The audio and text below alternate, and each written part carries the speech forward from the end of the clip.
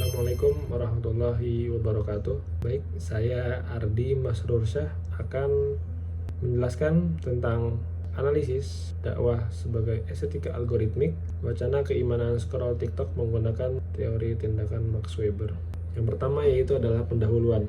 Pendahuluan di sini yaitu algoritma sebagai tanda kutip nabi baru digital. Oke, yang menjadi dasar konsep utama yaitu adalah dakwah kontemporer, yaitu pergeseran dari mimbar fisik ke layar digital, di mana pesan keagamaan disampaikan melalui konten pendek, visual yang menarik, dan gaya bahasa yang kekinian. Jadi saat ini memang terjadinya pergeseran yang dulu ketika itu pendakwah yang biasanya mendakwahkan di atas mimbar saat ini telah bergeser kepada layar digital. Yang kedua yaitu estetika algoritmik.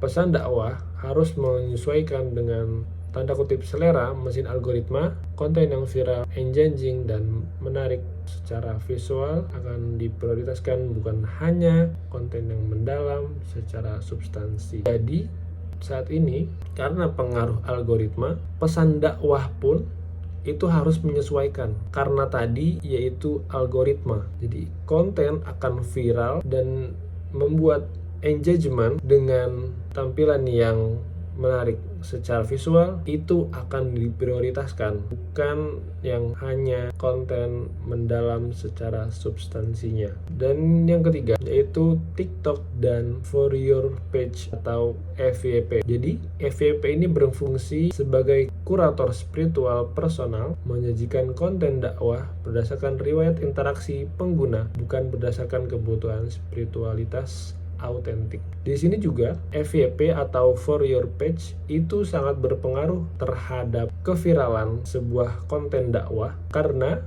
semakin banyak interaksi dari pengguna, maka semakin besar pula konten dakwah tersebut bisa viral dan ditonton oleh banyak kalangan. Oke, selanjutnya mekanisme algoritma dalam pembentukan spiritualitas. Algoritma media sosial didesain untuk mempertahankan perhatian atau attention economy, bukan untuk membentuk karakter rohani.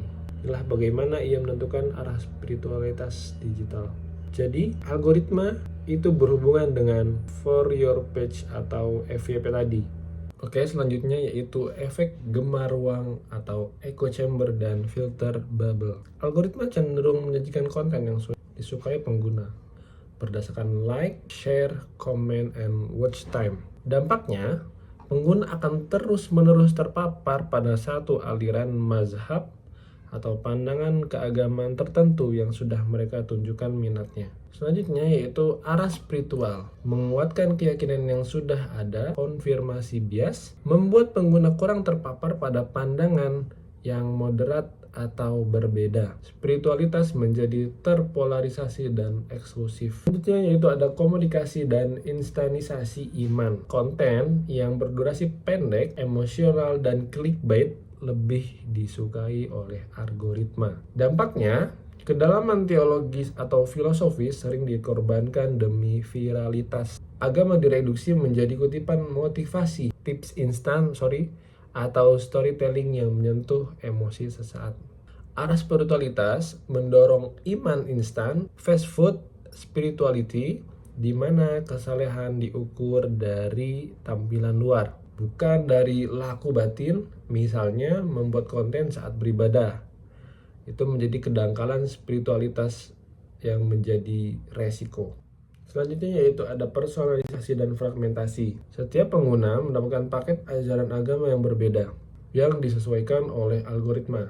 Dampaknya yaitu adalah otoritas keagamaan tradisional seperti ulama, kiai, atau institusi menjadi melemah, digantikan oleh influencer keagamaan digital atau digital preacher yang sekarang sedang populer. Arah spiritualitasnya itu menjadi sangat personal dan terfragmentasi. Seseorang bisa merumuskan imannya sendiri hanya dari potongan-potongan konten di FYP tanpa kerangka ajaran yang utuh. Nah, di sini ada contoh kasus dakwah di scroll TikTok. Itu elemen algoritma, fenomena dakwah di TikTok, dan arah spiritualitas digital yang terbentuk.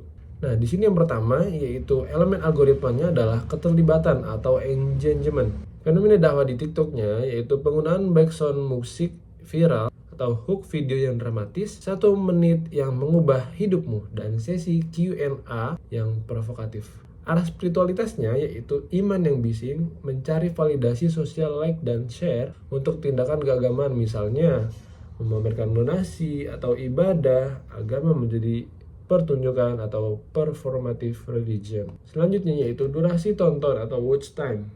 Nah, watch time ini itu konten dakwah berbentuk serial pendek atau mini ceramah yang dipecah-pecah atau dipotong-potong agar penonton terus menunggu bagian selanjutnya. Arah spiritualitasnya yang dibentuk yaitu kesalehan instan, mendorong pemahaman agama secara parsial dan terpotong-potong. Nilai-nilai spiritual dipahami sebagai tips harian atau life hacks daripada sebagai sistem etika yang komprehensif. Selanjutnya yaitu ada topik trending atau virality. Konten keagamaan yang merespon isu viral atau kontroversial dengan cepat, seringkali tanpa verifikasi yang mendalam. Arah spiritualitas digitalnya yang dibentuk yaitu reaksi atau refleksi, spiritualitas yang reaktif terhadap isu-isu duniawi, fokus beralih dari kontemplasi batin menuju komentar publik atas trending topik. Kemudian yang terakhir yaitu ada interaksi berulang atau looping. Jadi di sini algoritma terus menyajikan dai yang sama atau konten dengan sudut pandang yang sama. Dampaknya, fundamentalisme algoritmik itu membentuk keyakinan yang kaku karena hanya memperkuat apa yang sudah disukai, menolak keragaman, dan menciptakan oposisi terhadap kelompok lain. Nah, kesimpulan dan tantangannya yaitu dakwah sebagai estetika algoritmik adalah realitas di mana pesan dakwah harus tunduk pada format estetika yang disukai oleh mesin algoritma. Jadi bukan lagi pada substansi dakwah itu sendiri atau otoritas. Begitu. Tantangan bagi umat yaitu literasi digital spiritual, yaitu perlunya kemampuan untuk menyaring konten, membedakan antara popularitas dan otoritas, serta menjaga kedalaman batin dari godaan viralitas. Selanjutnya yaitu otentisitas. Menjaga praktik spiritual, khuluk, dan akhlak tetap berada di ranah privat dan tulus atau ikhlas, bukan untuk konsumsi publik. Selanjutnya yaitu keseimbangan. Menggunakan teknologi sebagai sarana mendekat kepada Tuhan, bukan membiarkan teknologi algoritma menjadi penentu arah spiritualitas. Akhirnya, presentasi ini membawa kita pada sebuah kesadaran kritis. Dakwah sebagai estetika algoritmik adalah medan pertempuran antara substansi iman dan logika mesin.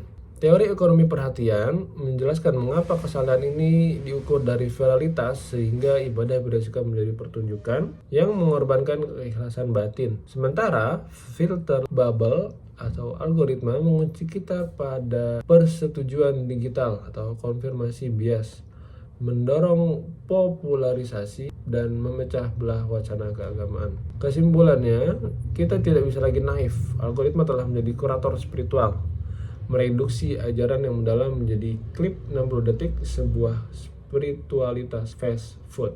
Tantangan bagi umat adalah literasi digital spiritual. Kita harus belajar untuk menguasai teknologi, bukan diperbudak olehnya. Menjadikan media sosial sebagai sarana mendekat kepada Tuhan, bukan membiarkan mesin menjadi penentu arah keimanan kita. Iman harus kembali beralih dari ketaatan pada scroll yang tak berujung menuju ketaatan pada soul yang hening dan otentik. Sekian penjelasan dari saya, kurang lebihnya mohon maaf. Wassalamualaikum warahmatullahi wabarakatuh.